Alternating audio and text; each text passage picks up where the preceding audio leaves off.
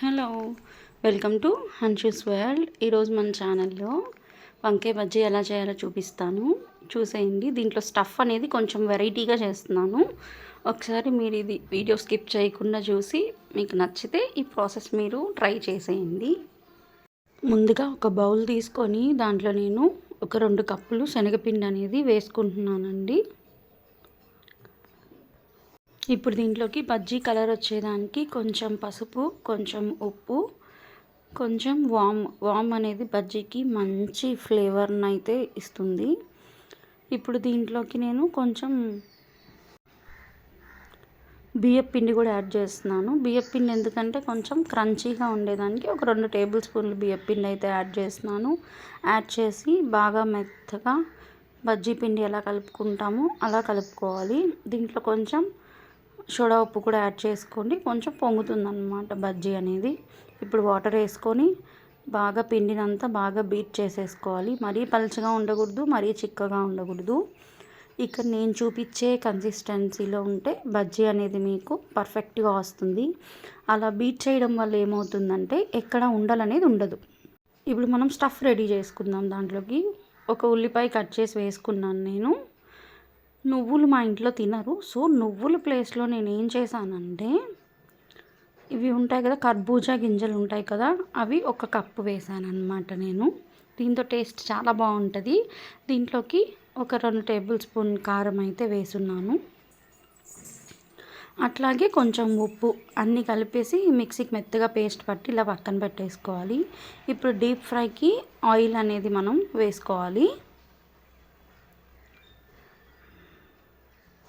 ఇప్పుడు ఈ oil heat అయ్యేలోపు మనము నీట్గా కడిగి పెట్టుకున్న వంకాయలని తీసుకొని మధ్యలోకి కట్ చేసుకోవాలి.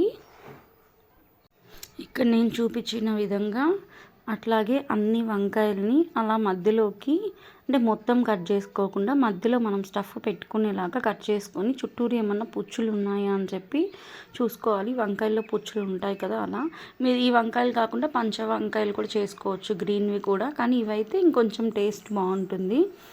ఇప్పుడు ఈ వంకాయలన్నిటిని నూనెలో మనము డీప్ ఫ్రై అనేది అయితే చేసుకుంటాము. ఎందుకంటే అలాగే వంకాయ వేసేస్తే వంకాయ కాలకుండా లోపల పచ్చిగా ఉంటుంది బజ్జీ.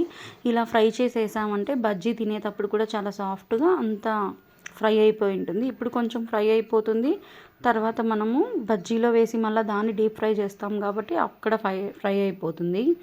చూసారు కదా వంకాయలు ఎంత కలర్గా కనిపిస్తున్నాయో ఆయిల్లో వేసేసరికి. ఇలా మీడియం ఫ్లేమ్ మీద వంకాయలన్నిటిని వేపి పక్కకు పెట్టేసుకోండి. ఇప్పుడు ఇట్లా పక్కకు పెట్టేసుకున్న వంకాయలు కొంచెం చల్లారనిచ్చి ఏదన్నా స్పూన్ సపోర్ట్తో మనం ఇందాక మిక్సీ పట్టుకున్న పేస్ట్ అన్నిటినీ ఇట్లా అన్ని వంకాయల్లోకి స్టఫ్ చేసేసుకోండి. ఇది బయటికైతే ఏం రాదు. ఈ పేస్ట్ అనేది బాగుంటుందన్నమాట.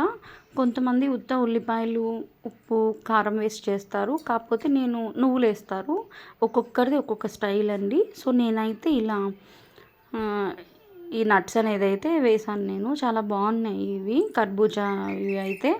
మీరు కూడా ఒకసారి ట్రై చేయండి. పేస్ట్ పెద్ద కారం ఏమి ఉండదు, చిన్నపిల్లలు కూడా తినచ్చు. మనం కారం తగ్గించుకుంటే చాలా బాగుంటుంది తినేదానికి. స్పైస్ తినాలనుకున్న వాళ్ళు ఇంకొంచెం కారం అయితే యాడ్ చేసేసుకోండి.